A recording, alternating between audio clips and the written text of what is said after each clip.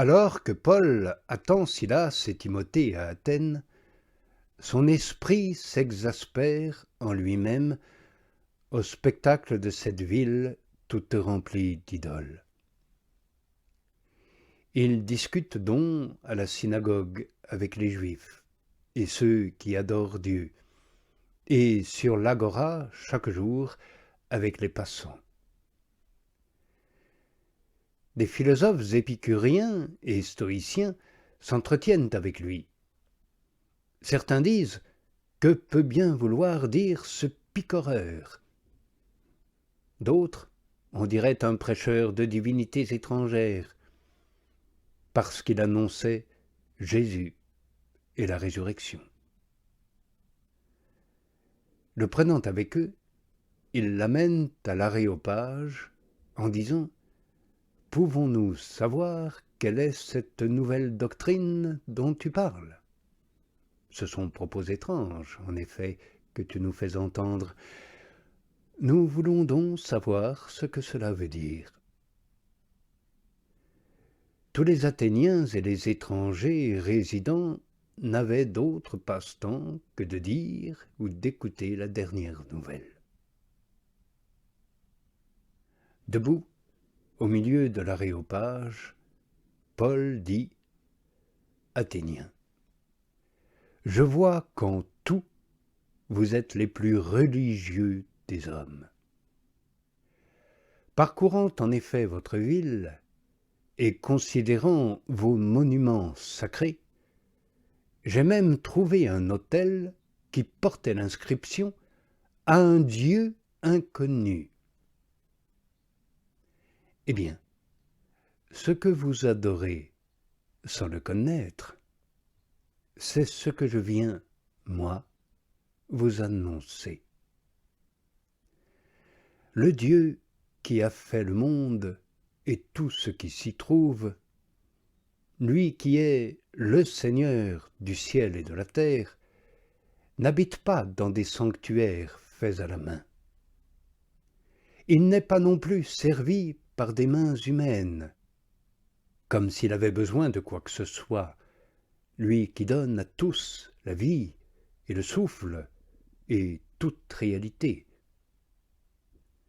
D'un seul être, il a fait tout le genre humain, pour qu'il habite sur toute la face de la terre, établissant des temps prescrits et les limites de leur habitat, pour qu'ils cherchent Dieu, si toutefois, en tâtonnant, ils peuvent le trouver, encore qu'il ne soit pas loin de chacun de nous. Car c'est en lui que nous avons la vie, et le mouvement, et l'être, tout comme l'ont dit certains de vos poètes. Car de sa race aussi nous sommes. Ainsi donc, étant de la race de Dieu, nous ne devons pas croire que la divinité soit semblable à de l'or ou de l'argent ou de la pierre, travaillée par l'art et la pensée de l'homme. Voici donc que, fermant les yeux sur les temps de l'ignorance, Dieu annonce maintenant aux hommes d'avoir tous et partout à se repentir, parce qu'il a fixé un jour où il va juger le monde avec justice, par un homme qu'il a établi et accrédité auprès de tous en le ressuscitant d'entre les morts. En entendant parler de résurrection des morts, les uns se moquaient, les autres dirent « Nous t'entendrons là-dessus une autre fois ». C'est ainsi que Paul sort du milieu d'eux. Mais quelques hommes se joignent à lui et embrassent la foi, parmi lesquels Denis, l'Aréopagite, une femme du nom de Damaris, et d'autres avec eux. Après cela, Paul, quittant Athènes, vient à Corinthe. Il trouve un juif du nom d'Aquilas, originaire du Pont, récemment venu d'Italie, ainsi que sa femme, Priscille, parce que Claude avait prescrit à tous les Juifs de quitter Rome. Il alla les trouver, et comme il était du même métier, il demeurait chez eux et ils travaillaient. Ils étaient, de leur métier, fabricants de tentes. Paul discutait à la synagogue chaque sabbat et s'efforçait de persuader Juifs et Grecs.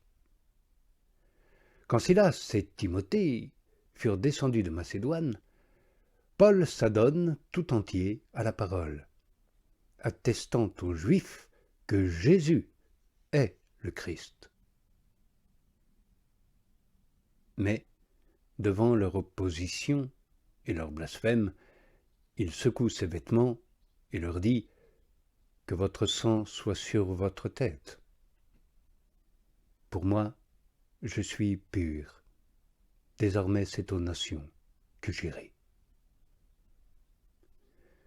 Et partant de là, il vient à la maison d'un nommé Titus Justus, homme adorant Dieu, dont la maison était contiguë à la synagogue. Crispus, le chef de la synagogue, crut au Seigneur avec tous les siens. Et beaucoup de Corinthiens qui entendent Paul croient et sont baptisés. Une nuit, dans une vision, le Seigneur dit à Paul « Sois sans crainte, mais parle, et ne te tais pas, parce que moi, je suis avec toi. Et personne ne mettra la main sur toi pour te maltraiter. Car j'ai, à moi, un peuple nombreux dans cette ville. » Et il demeure là 1 an et 6 mois, enseignant parmi eux la parole de Dieu. Alors que Gallion est proconsul d'Achaïe, les Juifs se soulèvent d'un commun accord contre Paul et l'amènent devant le tribunal en disant « Cet homme persuade aux gens d'adorer Dieu contrairement à la loi. » Comme Paul va ouvrir la bouche, Gallion dit aux Juifs « S'il s'agissait de quelque injustice ou de quelque vilain méfait, aux Juifs, comme de raison, je vous supporterai. Mais puisqu'il s'agit de questions sur des mots, des noms et une loi qui est la vôtre, à vous de voir. De tout cela, je ne veux pas, moi, être juge. » Et il les renvoie du tribunal. Tous alors se saisissent de Sosthène, le chef de synagogue, et le frappent devant le tribunal.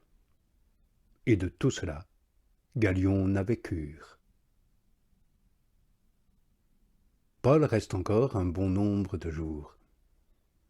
Puis, ayant pris congé des frères, il s'embarque pour la Syrie, avec Priscille et Aquilas, après s'être fait tondre la tête à Cancré, car il avait fait un vœu. Ils arrivent à Éphèse, où il les laisse. Pour lui, il entre dans la synagogue et discute avec les Juifs. Ceux-ci lui demandent de demeurer plus longtemps. Il n'y consent pas, mais il prend congé d'eux en disant « De nouveau, je reviendrai chez vous, Dieu le voulant. » D'Éphèse, il gagne le large, puis, ayant débarqué à Césarée, il monte saluer l'Église et descend à Antioche. Et après y avoir passé quelque temps, il s'en va et parcourt successivement la région galittico-phrygienne, affermissant tous les disciples.